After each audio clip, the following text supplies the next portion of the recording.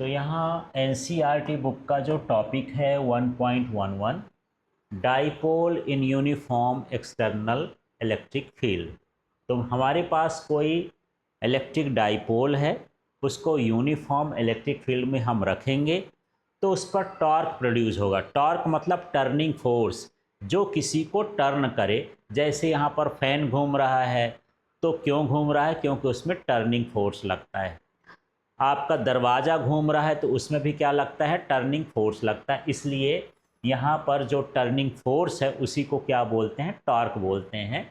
तो सीधा सीधा क्वेश्चन आता है, derive an expression for the torque acting on an electric dipole in uniform electric field. इसके लिए हमको फार्मूला निकालना है। ये फार्मूला होता है tau equal to P E sine theta.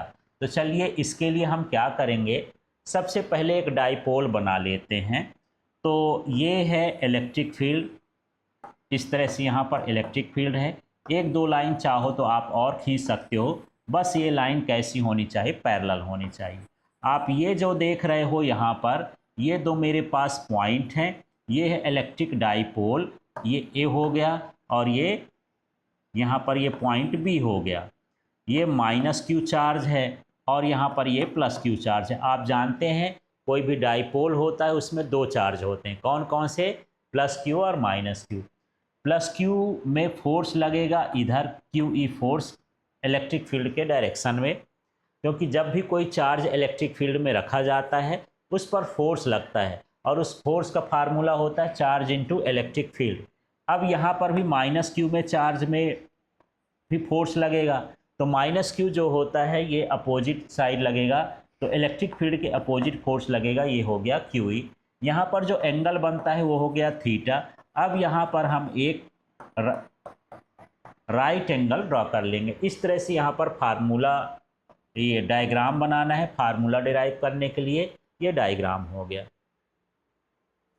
अब डायग्राम के बारे में लिखना है तो आप सिर्फ डायग्राम देखिए और उसके बाद इसकी वर्डिंग कर दीजिए। देखिए, consider A B is a electric dipole consist of plus q and minus q charges.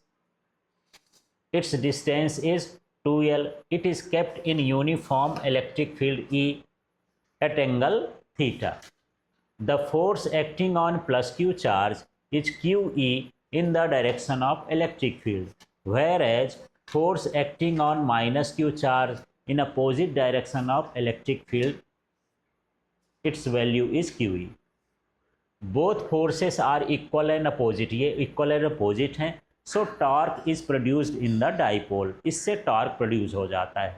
इस तरह से डायग्राम को देख करके आपको वर्डिंग करना है। एक बार वर्डिंग मैं ये वाली पढ़ देता हूँ, आप इसको देख लीजिए। तो यहाँ पर है, let A B is an electric dipole, the magnitude of the charge is q and its distance is 2L. It is placed in uniform electric field E at angle theta, due to which a force QE acts on the plus Q charge in the direction of electric field, and a force QE acts on the minus Q charge in the opposite direction of electric field. Hence, torque is produced on it. अब इसमें torque produce होता है, turning force produce होता है, ये घूमने की कोशिश करता है। उस टॉर्क का वैल्यू क्या होगा? तो यहाँ पर मोमेंट ऑफ टार्क या टार्क जो होता है उसका फार्मूला होता है 1 force into moment of arm. ये फार्मूला होता है, या परपेंडिकुलर डिस्टेंस कह सकते हैं। तो चलिए यहाँ पर देखते हैं। जब आप अभी डायग्राम बनाए थे तो उस डायग्राम में दो फोर्स लग रहे थे। एक फोर्स इधर लग रहा था, क्या? Q E. एक फोर्स इधर लग रहा था, क्यू ई। तो एक इलेक्ट्रिक फील्ड के अपोजिट डायरेक्शन में थे, ऐसे मान के चलते हैं। इलेक्ट्रिक फील्ड का ये अपोजिट डायरेक्शन है, ये इलेक्ट्रिक फील्ड, ये इलेक्ट्रिक फील्ड के डायरेक्शन में ये, और ये इलेक्ट्रिक फील्ड के अपोजिट डायरेक्शन में। यहाँ था प्लस क्यू चार्ज, यहाँ था माइनस क्यू चार्ज। तो हमको यहाँ पर जो वैल्यू पुट करना है वो हो गया क्यू ई। दो फोर्स हैं, उनमें से एक फोर्स, ये फार्मूला ना 1 फोर्स। अब मोमेंट ऑफ आर्म का मतलब होता है परपेंडिकुलर डिस्टेंस। तो यहाँ पर ये परपेंडिकुलर डिस्टेंस, ये ए लिख देता हूँ, ये बी लिख देता हूँ, ये सी लिख देता हूँ। यहाँ पर क्या था? थीटा। तो जो परपेंडिकुलर डिस्टेंस है यहाँ पर देखो, इस ट्रायंगल में परपेंडिकुलर क्या हो गया? AC। तो परपेंडिकुलर की जगह हम क्या लिख दिए हैं, AC लिख दिए हैं। अगले स्टेप में देखिए QE को तो उसी तरह से कॉपी कर दिए हैं, पर ये 2L साइन थीटा कैसे आ गया, तो देखिए यदि हम साइन थीटा यहाँ पर लगाते हैं तो साइन थीटा इक्वल टू होता है परपेंडिकुलर अपॉन हाइपोटेनियस। तो इसमें जो परपेंडिकुलर है वो AC है, यहाँ इस पॉइंट का नाम A है, ये C है, तो क्या हो गया AC अपॉन, और जो इसका परपेंडिकुलर वो हाइपोटेनियस है ये लाइन है, और इस लाइन की वैल्यू क्या है 2L, तो यहाँ पर 2L कर दिए। इस 2L को इधर ट्रांसपोज करेंगे तो ये हो जाएगा 2L sine theta equal to AC, इसको इधर ट्रांसपोज कर दिए। तो यहाँ पर देखिए जो AC की वैल्यू है 2L साइन थीटा है, हमारे पास ये AC था, उसी की जगह हम क्या लिख दिए हैं 2L साइन थीटा। इस तरह से इसको सॉल्व कर लेंगे। आगे अब हम देखते हैं इसमें से कुछ वैल्यू को पुट करने की कोशिश करते हैं और भी। अब देखिए यदि आपके पास Q और इनटू में 2L हो तो उसे आप P लिख सकते हैं। यहाँ मेरे पास Q है और ये 2L है, तो मैं इसको हटा करके यहाँ क्या लिख सकता हूँ P। अब क्या बचा, E बचा है साइन थीटा, तो ये बन गया tau equal to PE sine theta. इस तरह से जो टॉर्क है उस डाइपोल में लगता है उसका फार्मूला होगा tau equal to PE sine theta. अब कुछ स्पेशल केसेस हैं कि इसकी वैल्यू कब मैक्सिमम होगी कब मिनिमम होगी।